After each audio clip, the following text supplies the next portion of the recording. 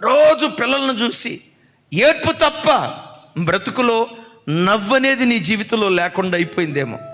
ఎందుకు ఈయన్ని కన్నానా, ఎందుకు ఈ కూతురుని కన్నానా, అసలు ఈ పిల్లలు లేకుండా ఉంటే బాగుండేదని మనసులో ఇప్పుడు విసిగిపోతున్నానయ్యా.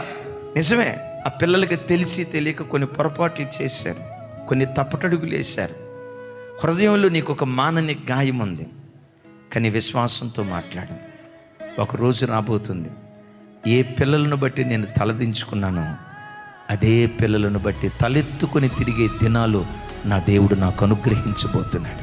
వీళ్ళు నా పిల్లలని ప్రజల ఎదుట చెప్పుకోవటానికి సిగ్గుపడ్డానే, అదే పిల్లల విషయమే వీళ్ళు నా పిల్లలు అని ధైర్యంగా చెప్పుకునే దినాలు దేవుడు నాకు అనుగ్రహిస్తాడు.